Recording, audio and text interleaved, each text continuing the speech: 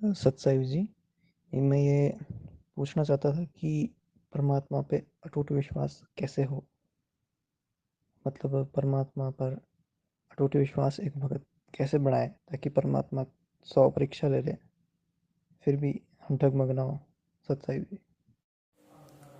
बंदी छोड़ सतगुरु रामपाल जी महाराज जी की जय हो। सत्साई भगत जी परमात्मा पे विश्वास बढ़ाने का यदि मार्केट में कोई फॉर्मूला होता या मार्केट में कोई मेडिसिन मिलती तो भगत जी हर व्यक्ति आज परमात्मा पे विश्वास बढ़ा के बैठा होता। और यदि परमात्मा पैसे में बिकता होता, यदि पैसे से परमात्मा के ऊपर विश्वास बढ़ाया जाता, जैसे आजकल सतलोक आश्रम मैनेजमेंट हरियाणा वाले हर प्रार्थना के जवाब में और बात बात में किसी को सर्दी जुकाम खांसी हो जाए और बेचारा भोलेपन में यदि इनसे प्रार्थना लगा देता है तो ये सीधा सा जवाब देते हैं कि परमात्मा की ज्योति संकल्प कर लो, परमात्मा का पाठ संकल्प कर लो और नामदान केंद्र पे पैसे जमा करा दो।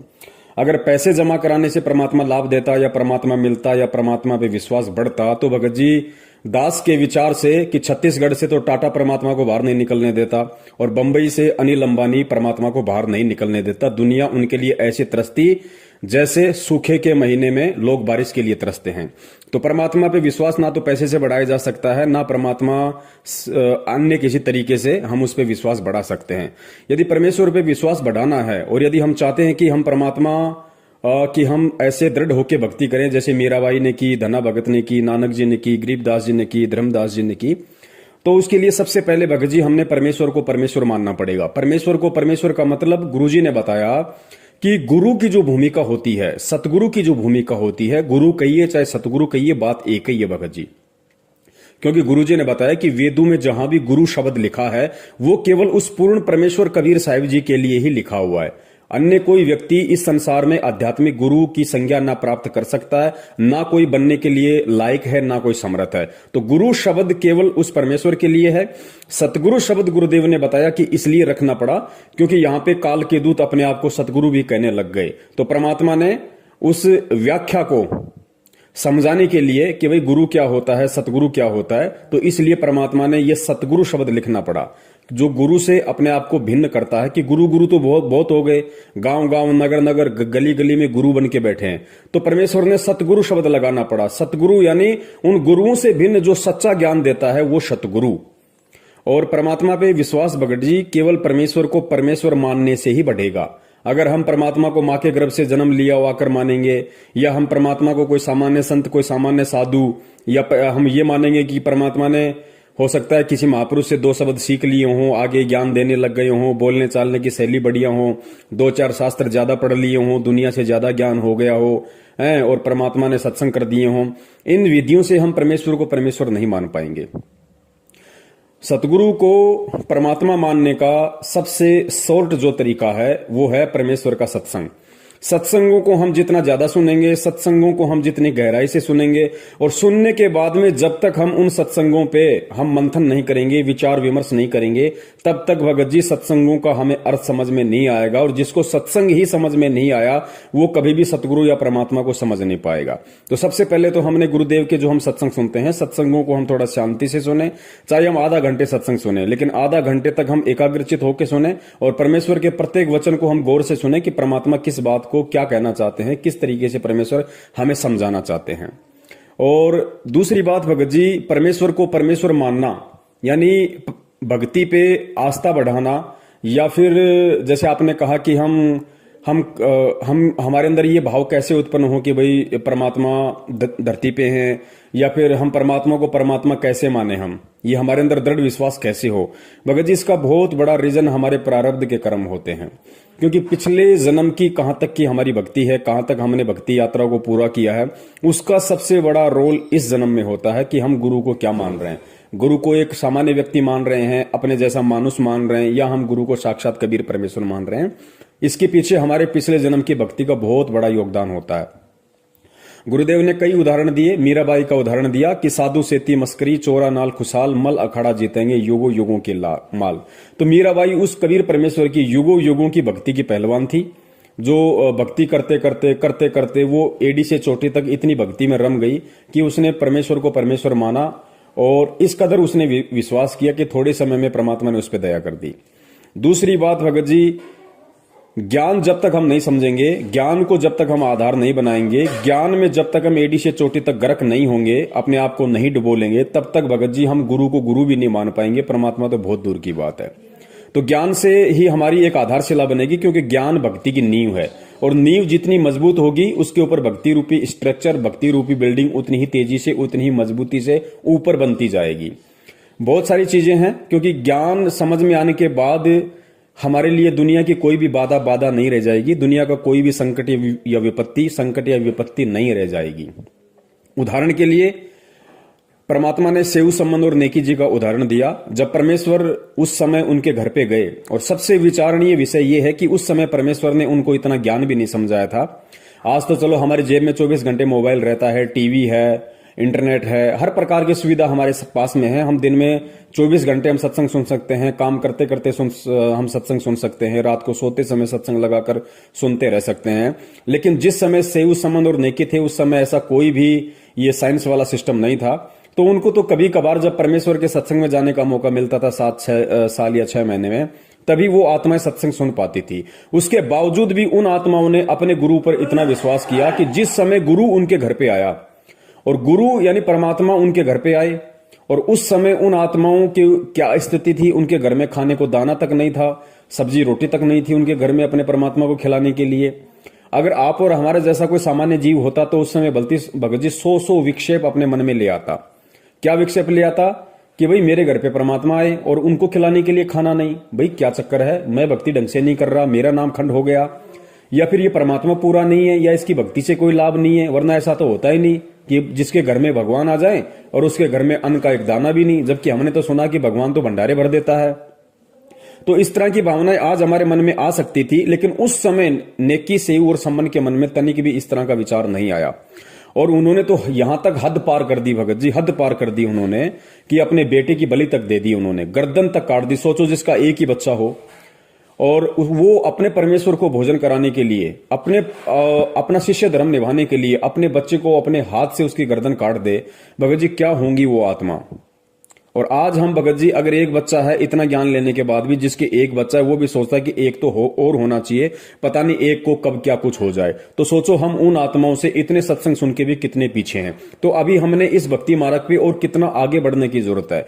हमने तो सेव संबंध और नेकी से भी 50 गुना ज्यादा इस ज्ञान को आधार बनाना पड़ेगा, तब जाके भगत जी हम इस भक्ति मार्ग पे कहीं ना कहीं सतगुरु के दिल में जगह बना पाएंगे।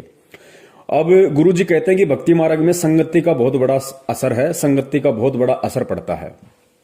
लोगों ने सतलोक आश्रम मैनेजमेंट हरियाणा की आंख बंद करके संगति की, जिसका नतीजा ये हुआ कि 70% संगत को उन्होंने मर्यादाओं से दूर कर रखा है। एक झटके में उन्होंने 70% संगत को मर्यादाओं से दूर कर दिया। 8 सितंबर 2020 को इन्होंने प्रथम बार सतगुरु रामपाल जी महाराज जी का जन्मदिन मनाया, जबकि सतगुरुदेव जी अपने सत्संगों में स्पष्ट कहते हैं कि भाई हमने ना ही तो जन्मदिन मनाना है, ना ही किसी के जन्मदिन में जाना है। तो सोचो जो परमेश्वर स्वयं अपना जन्मदिन मनाने के लिए और भगत का जन्मदिन मनाने के लिए भी मना करता है अपने सत्संगों में, क्योंकि सत्संग भगत जी परमात्मा का रिकॉर्डेड संविधान है। सत्संग के विपरीत परमात्मा अपने भगत को आदेश नहीं देगा। तो जब परमेश्वर ने स्पष्ट कर दिया था कि भाई हमें जन्मदिन नहीं मनाना है, तो विचार करना चाहिए था संगत ने कि वो परमेश्वर आज कैसे अपना जन्मदिन मनाने का आदेश देगा। क्योंकि परमेश्वर बार बार कह रहे हैं कि भाई तत्वदर्शी संत की भूमिका स्वयं परमात्मा निभाता है, सच्चे सतगुरु की भूमिका स्वयं परमात्मा कबीर जी निभाते हैं, अपने द्वारा रची गई सृष्टि की यथार्थ जानकारी स्वयं कबीर परमात्मा ही आकर देते हैं। तो आज हमने ये विचार करना चाहिए था, फिर हम किसका जन्मदिन मना रहे हैं जब सारी भूमिकाएं परमेश्वर ही करता है। और गुरुदेव ने स्पष्ट कर दिया कि आज पूरी सृष्टि में, इस 21 ब्रह्मांड में इस दास रामपाल दास के अलावा कोई भी तत्वदर्शी संत या सतगुरु कहलाने का अधिकारी नहीं है।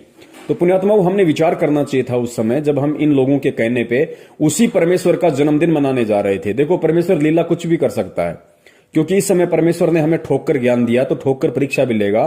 तो ज्ञान को आधार जिन जिन आत्माओं ने बनाया, वो आत्माएं सतलोक आश्रम मैनेजमेंट हरियाणा के कहने पे सतगुरु रामपाल जी महाराज जी का जन्मदिन मनाने वाला कुक्रम करने से बच गई। और बच गई तो सतगुरु के दिल में जगह बना गई, क्योंकि परमेश्वर कहते हैं गुरु मानुष कर जानते ते नर कई अंध ओए दुखी संसार में आ गई हम के फंद। यानी सतगुरु को जो व्यक्ति मानुष मानता है वो काल की नगरी में जाता है, उसके ऊपर भक्ति का अभी रंग नहीं चढ़ा है, वो केवल देखा देखी में चल रहा है। और देखा देखी में भक्ति करने वालों के लिए परमेश्वर कहते हैं कि देखा देखी भक्ति का रंग नहीं ठहराए। और मालिक की वाणी है कि ज्ञान संपूर्ण हुआ नहीं, हृदय नहीं छिदाए, और देखा देखी भक्ति का रंग नहीं ठहराए। तो सर्वप्रथम तो भगत जी परमात्मा को परमात्मा मानने के लिए और हमारा कैसे विश्वास हो भगवान और भक्ति में, इसका सबसे बड़ा जो फाउंडेशन है, सबसे बड़ा जो आधार है, वो सतगुरु का सत्संग है। सत्संग के साथ साथ हम सतगुरुदेव जी से प्रार्थना करते रहे कि हे परमेश्वर, इस तुच्छ जीव की बुद्धि में थोड़ा बहुत आपके सत्संग समझने की दया करें परमात्मा। क्योंकि भगत जी, जब परमेश्वर ने कहा है कि पवित्र गीता जी चारों वेदों का सार है, जिस कारण से पवित्र गीता जी तत्व ज्ञान से युक्त है, जिस कारण से वो कोड वर्ड में है, सांकेतिक शब्दों में है, उसको केवल परमात्मा ही आके समझा सकता है, तत्वदर्शी संत की भूमिका है।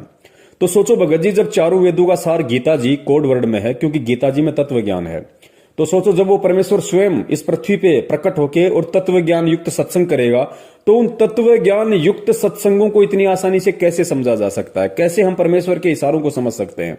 तो परमेश्वर ने बताया कि शब्द सैन सतगुरु की पहचानी पाया अटल सुहाग रे। लेकिन उस तत्वदर्शी संत के सत्संगों का जो संकेत हैं, जो इशारे हैं, उनको समझे बिना और उनको समझ के उसके अनुसार भक्ति की जो क्रिया है वो किए बिना हम यहां से पार नहीं हो सकते, हम उस परमात्मा को प्राप्त नहीं कर सकते। और उस परमात्मा के सत्संगों को हम केवल उन्हीं की कृपा दृष्टि से, उन्हीं की रजा से, उन्हीं की मेहर से समझ सकते हैं। और परमेश्वर कहते हैं कि सब सुमरे अपने अनुमाना तो गति लखी ना जाए, कहे कबीर कृपया कर जन पर त्यों ज्यों की तो समझाए।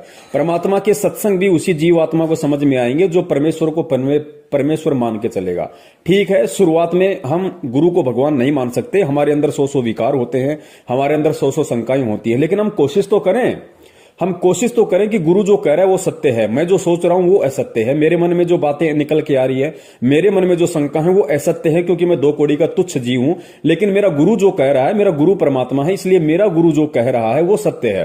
तो हम गुरु की बातों को ज्यादा महत्व दें, हम गुरु की बातों को अधिक ध्यान से सुने, अपने जो मन में शंकाएं हैं, जो विचार है, उनको हम थोड़ा सा नेग्लेक्ट करें और कोशिश करें कि गुरु जी ने कहा है कि बेटा कोई भी शंका हो, किसी भी प्रकार का हो, वो सत्संग सुनते रहने से ही इनका निवारण होगा, इनसे भ्रम दूर होगा। तो सत्संग हम ज्यादा से ज्यादा सुने और ज्यादा से ज्यादा हम उन भक्तों की संगति करें जिन भक्तों की क्रिया, रहनी, करनी सब कुछ परमात्मा से मिलती हो। क्योंकि परमेश्वर कहते हैं कि कबीरा तहां जाइए रह संतन की प्रीत, इष्ट मिले और मन मिले, मिले सकल रस रीत। जिस भगत से आपका इष्ट, आपका मन, आपके रीति रिवाज, आपके विचार, रहनी करनी मेल खाती हैं, उसी भक्त से आप जी संपर्क करें। अब 70% संगत की आज परमात्मा के विचारों से जो है उनकी बातें मेल नहीं खाती है, उनके विचार मेल नहीं खाते, क्योंकि 70% संगत ने काल एजेंट सतलोक आश्रम मैनेजमेंट हरियाणा के बहकावे में आके उनके कहने पे, उनके इशारों पर भेड़ चाल चलते हुए उस पूर्ण परमेश्वर कबीर साहिब जी का, जो कि सतगुरु रामपाल जी महाराज जी के रूप में पृथ्वी पर प्रकट है, उनका जन्मदिन मना दिया। जन्मदिन मनाने का मतलब है परमात्मा को अपने जैसा मानव मानना, अपने जैसा जन्म लिया एक 2 कौड़ी का जीव मानना। तो उन्होंने परमेश्वर को मानुष माना, और जो परमेश्वर को मानुष मानते हैं वो कहते हैं गुरु मानुष कर जानते, ते नर कहिए अंध, ओए दुखी संसार में आ गए यम के फंद। और गुरुदेव ने एक बहुत ही गहरी बात सत्संग में कही थी कि बच्चों, जब तक तुम अपने गुरु को परमात्मा नहीं मानोगे, तब तक तो चाहे तुम्हें कोई सा भी नाम मिल जाए, तुम्हारी भक्ति शुरू ही नहीं हुई है। ये बहुत बड़ा पॉइंट है भगत जी, कि जब तक आप अपने गुरु को परमात्मा नहीं मानोगे, यानी परमात्मा को परमात्मा नहीं मानोगे, तब तक तो चाहे आप सार नाम ले लो, और आपने यदि अपने गुरु को परमात्मा नहीं माना तो आपकी भक्ति शुरू भी नहीं हुई है। ये कितनी बड़ी बात कही गुरु जी ने।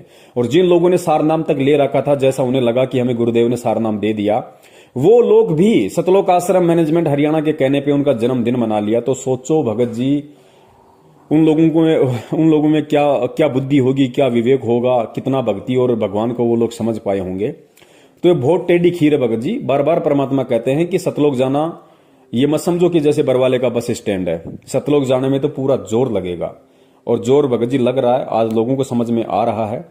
और जितना जल्दी हो सके वो पुण्य आत्माएं जो अभी भ्रमित हैं, बहकाव में हैं, अनजान हैं, जितना जल्दी हो सके वो सतलोक आश्रम मैनेजमेंट हरियाणा का साथ छोड़े, उनका पीछा छोड़े। खाली उनके भाई बंधु परिवार रिश्तेदार कोऑर्डिनेटर नामदान संचालक ये पद पोस्ट देख के किसी के पीछे ना चिपकी रहे। अगर किसी के पीछे चिपकना है तो ये देख के चिपको कि कौन भगत परमात्मा के कितने ज्ञान को आधार बना के चल रहा है और अपने दूसरे भगत भाइयों को भी चलाने की कोशिश कर रहा है, क्योंकि भक्ति मार्ग है। यहाँ किसी से कोई प्रीति नहीं है भगत जी। अगर सबसे बड़ी प्रीति किसी की है तो केवल परमात्मा से रखो, परमात्मा के सत्संगों से रखो। और सबसे बड़ी संगति यदि कोई है तो परमेश्वर के सत्संगों की संगति है, क्योंकि कोई भी जीव को भटका सकता है। मान लीजिए आज ये पवनदास या मेरे सत्सेवक भाई बहन भगत समाज को सही राह दे रहे हैं, सही उनका ज्ञान आधार से सतमार्ग कर रहे हैं, उनका मार्गदर्शन कर रहे हैं, लेकिन हम भी जीव हैं। कल को हमारे मन में भी ऐसा कोई विक्षेप आ सकता है, हम भी इस परमात्मा और भक्ति से दूर हो सकते हैं। तो हमारी भी केवल उन्हीं बातों को आधार बनाएं, हमारी केवल उन्हीं बातों पे यकीन करें जो बातें परमेश्वर के ज्ञान से मैच करती हैं और जो आपकी आत्मा आपको स्वीकृति देती है। अन्यथा हमारी किसी भी बात को आप जी ना माने, क्योंकि भगत जी हम दो कोड़ी के जीव हैं। कल को हम भी हमारी किसी त्रुटि या किसी ऐसी मर्यादा खंडित होने की वजह से परमात्मा से दूर हो सकते हैं। और जिन व्यक्तियों ने परमात्मा के सत्संगों की सबसे बड़ी संगति की है, जिन्होंने परमात्मा के सत्संगों को सबसे बड़ी संगति माना है, तो भगत जी परमात्मा के सत्संग भगत को कभी भी भ्रमित नहीं होने देंगे, कभी भी भगत को भटकने नहीं देंगे, कभी भी भगत का मतलब कुमार्ग पे जाने के लिए उनको प्रेरित नहीं करेंगे। सब परमात्मा के सत्संग भगत का हमेशा सतमार्ग ही करेंगे। भगत का हमेशा जो परमेश्वर के सत्संग होते हैं वो हमेशा भगत का सही मार्गदर्शन ही करेंगे। सत्संग कभी भटकने नहीं देगा, सत्संग कभी डिगने नहीं देगा, सत्संग कभी टूटने नहीं देगा। तो भक्तों के पीछे ना चलें, ठीक है। जब तक आपको लगता है कि ये भगत परमेश्वर के ज्ञान में है तब तक हम उसकी संगति करें, अन्यथा वैर भाव हमें उसके बाद भी नहीं रखना उस भगत से। केवल हमने उसकी संगति को त्याग देना है कि अब ये मेरे किसी काम का नहीं रहा, क्योंकि अब ये परमात्मा के ज्ञान के विरुद्ध होकर चल रहा है। तो भगत जी हमने इस भक्ति मार्ग पे यदि सफल होना है, परमात्मा के दिल में जगह बनानी है, भक्ति पे यदि हमने दृढ़ता पैदा करनी है और यदि परमात्मा के प्रति अपना विश्वास बढ़ाना है, तो प्रथम जो आधार है वो परमात्मा का सत्संग है। जितने ज्यादा सत्संग सुने जाएंगे उतने ही ज्यादा हमारे अंदर दृढ़ता आएगी, विश्वास पैदा होगा, और विश्वास पैदा होने लग जाएगा तो परमात्मा ऑटोमेटिक उस भगत को ऐसी प्रेरणा करने लग जाएगा, वो परमेश्वर की वाणियों को समझने लग जाएगा, परमेश्वर के सत्संगों वाले इशारों को समझने लग जाएगा। तो इसके लिए जरूरी है सर्वप्रथम हम परमेश्वर के ज्यादा से ज्यादा सत्संग सुने, और जो शत भगत हैं, क्योंकि आजकल सतगुरु रामपाल जी महाराज जी की संगत में सत्सेवकों की भी बाढ़ सी आई हुई है। कोई संजय राय जो दिल्ली वाला है वो भी अपने आप में गुरु नानक दी बना, फिर वो नौवीं श्रुति बना, अब वो स्वयं ही तत्वदर्शी संत बन गया, फिर भी अपने आप को सत्सेवक कहता है। तो भगत जी हमें उन सत्सेवकों से भी ध्यान में रहना है, वो खाली नाम के सत्सेवक है, उनके कर्म काल एजेंटों वाले हैं। कुछ हमारे यूपी से एक दो भाई हैं, वो भी अपने आप को सत्सेवक कहते हैं, लेकिन उनके भी कर्म वर्तमान में मनमुखी हैं, तो हमने उनकी भी हमने संगति नहीं करनी है। कुछ हमारे पंजाब से भगत भाई हैं, वो भी अपने आप को कहते तो सत्सेवक हैं, लेकिन उनके भी जो कर्म है वो सत्सेवकों वाले नहीं है, तो हमने उनसे भी दूर रहता है। मध्य प्रदेश में कोई एक लॉर्ड बुद्धा फाउंडेशन है, वो लोग भी आज कहते हैं अपने आप को सत्सेवक हैं, लेकिन वर्तमान में वो सतगुरु रामपाल जी महाराज जी के विचारों से कम और भीमराव अंबेडकर तथा लॉर्ड जो बुद्धा है, भगवान बुद्ध, उनके विचारों से ज्यादा प्रभावित है। तो हमने उन लोगों से भी सावधान रहना है। और सतलोक आश्रम मैनेजमेंट हरियाणा से तो हमने विशेष चौकन्ना रहना है, क्योंकि ये तो जीता जागता काल का रूप इस धरती पे है। भक्तों को अपने भगवान से दूर करने की पुरजोर कोशिश यदि कोई कर रहा है वर्तमान में, तो सतलोक आश्रम मैनेजमेंट हरियाणा कर रहा है। इनसे तो हमें विशेष 100 कोस की दूरी बना के रखनी है और परमेश्वर के ज्ञान को आधार बना के चलना है। सत साहेब, जय हो बंदी छोड़ की।